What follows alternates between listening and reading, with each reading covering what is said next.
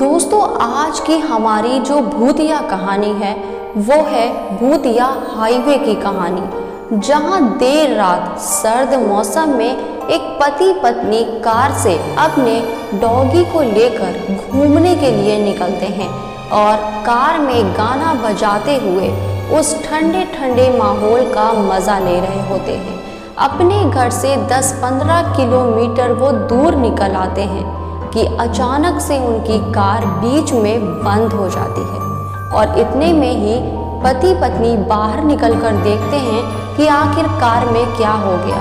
पति का नाम धनंजय होता है और पत्नी का नाम कविता, और उनके साथ उनका कुत्ता भी आया होता है। तभी जब धनंजय इधर उधर देखता है तो कुछ खास पता नहीं चलता कि कार क्यों रुक गई है। तभी जब कार के नीचे झुककर देखता है तो देखता है कि जिसमें तेल भरा जाता है उसी की टंकी नीचे से टूट गई है और उससे सारा तेल निकल गया है और इसीलिए अचानक से कार बंद हो गई। पर यह चीज़ धनंजय को समझ नहीं आती कि अभी तक तो कार एकदम ठीक थी और अचानक से कार ऐसे कैसे हो गया, और कार ऐसे बीचों बीच में सुनसान एकदम जंगल के बीच में हमारी कार रुक गई। थोड़ा सा उन्हें डर भी लगता है, पर हिम्मत ये रखते हैं कि कोई भी अगर कार इधर से निकलती है या बाइक वाला निकलता है तो हम उससे मदद ले लेंगे। तभी ज़ोर ज़ोर से उनका जो डॉगी होता है वो भौंकने लगता है। तो कविता सोचती है हो सकता है सुनसान माहौल देखकर वो भौंकने लगा हो, कि जैसे ही कुत्ता शांत होता है कि पास के जंगल से एक बच्चे के रोने की आवाज़ आने लगती है। तभी पति पत्नी आपस में एक दूसरे को देखने लगते हैं। तभी पत्नी कविता कहती है कि पास के जंगल से आवाज़ आना मतलब किसी वनवासी का बच्चा रो रहा होगा। ऐसे बहुत सारे लोग होते हैं जो जंगल में ही रहते हैं, उन्हीं को वनवासी कहते हैं। तभी धनंजय कहता है कि तुम ठीक कहती हो कविता, तो क्या करें अब। तो कविता कहने लगती है जी जाइए, ज़रा जाकर देखिए, हो सकता है हमें कोई मदद मिल जाए, वहाँ पर कोई परिवार हो। तभी धनंजय कहता है कि तुम बिल्कुल ठीक कहती हो।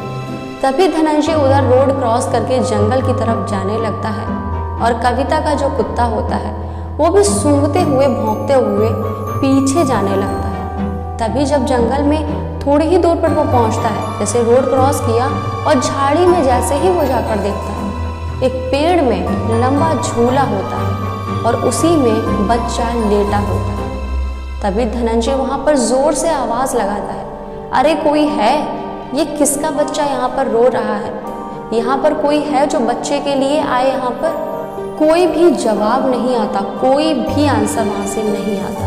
तभी धनंजय क्या करता है, उस झूले से उस बच्चे को उठा लेता है और गोद पर लेकर उस तरफ आने लगता है। फिर रोड क्रॉस करके वो इधर आ जाता है जहाँ पर उसकी कार खड़ी थी। तभी कुत्ता और भी तेज से भौंकने लगता है, पर धनंजय अपने कुत्ते के भौंकने पर बिल्कुल भी ध्यान नहीं देता। तभी वो पत्नी कविता के पास आता है और कहता है कि पता नहीं कैसे कैसे लोग होते हैं, और इस बच्चे को झूले पे लिटाकर चले गए। पर जैसे ही कविता उस बच्चे का चेहरा देखती है, उसका चेहरा डर के मारे पीला होने लगता है। तभी वो धनंजय की तरफ कहती है कि ये क्या उठा लाए हो, ज़रा इस बच्चे के पैर तो देखो। धनंजय बच्चे को ज़रूर गोद से चिपकाया था, पर उसके पैर ज़मीन तक टकरा रहे थे, नीचे तक लग रहे थे। पर जब धनंजय ने बच्चे को झूले से उठाया था तब ऐसा नहीं था, तब उसका कुत्ता भी नहीं भौंक रहा था। पर जैसे ही वो रोड क्रॉस करके आया, जबकि वो बच्चा एक भूतिया बच्चा होता है, उसके पैर ज़मीन तक लग रहे थे, और ये देखते हुए ही धनंजय बच्चे को उठाकर फेंक देता है और अपनी कार में बैठ जाते हैं और अंदर से दरवाजे को बंद कर लेते हैं। और इतना तेज़ी से ये सब कुछ होता है कि उनको मौका ही नहीं मिलता कि वो अपने कुत्ते को भी अंदर बैठा ले।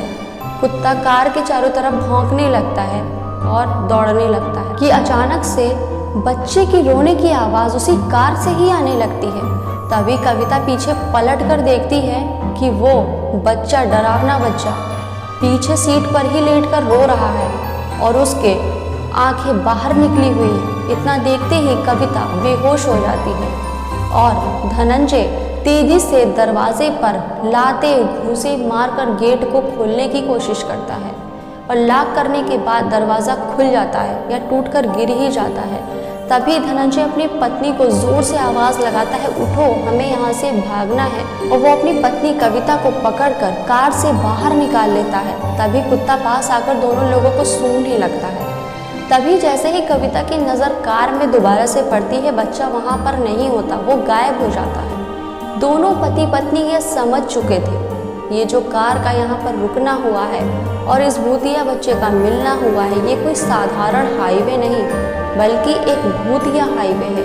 और हम दोनों अब कैसे बचेंगे, ये तो ऊपर वाले पर ही छोड़ दें। तभी दोनों पति पत्नी और कुत्ता क्या करते हैं कि बीच पर, रोड के बीचों बीच आकर बैठ जाते हैं ताकि उन्हें सीधा कोई मदद मिल सके।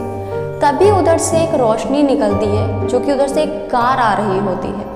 और ये देखकर दोनों पति पत्नी खिलखिला उठते हैं और कुत्ता और तेजी से भौंकने लगता है। जब वो कार नज़दीक आती है तो वो इशारा करता है कार ड्राइवर कि आ जाओ, इस कार में बैठ जाओ। कुत्ता जैसे ही ड्राइवर को देखता है, बहुत तेजी से भौंकना शुरू कर देता है।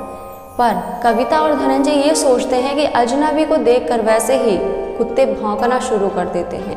तभी मतलब पति पत्नी और कुत्ता, तीनों लोग ही कार के अंदर बैठ जाते हैं और राहत की सांस लेते हैं।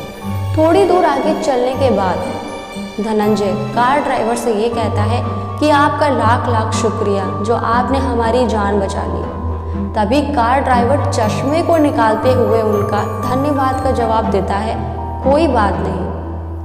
तभी धनंजय ये देखकर डर जाता है कि ड्राइवर की तो आंखें ही नहीं होती। और इतना देखते हुए धनंजय कार ड्राइवर को चलती हुई कार से ही धक्का दे देता है और इससे पूरी कार डिसबैलेंस होकर एक खाई में गिर जाती है और दोनों लोग और उनका कुत्ता मारे जाते हैं। और कार ड्राइवर खाई के ऊपर ही आकर खड़े होकर जोर जोर से हंस रहा होता है और कहता है, हो गया ना भूतिया हाईवे का काम आज रात का भी। इस तरीके से कहता है और जोर जोर से डरावनी आवाज़ में हंसने लगता है। दोस्तों, इस कहानी का दर्दनाक अंत यही था। आपको ये कहानी कैसी लगी मुझे कमेंट में ज़रूर बताना। क्या आप भी भूत प्रेत आत्माओं पर यकीन करते हैं? मुझे कमेंट में ज़रूर बताइएगा। साथ ही मेरे चैनल को सब्सक्राइब कीजिएगा।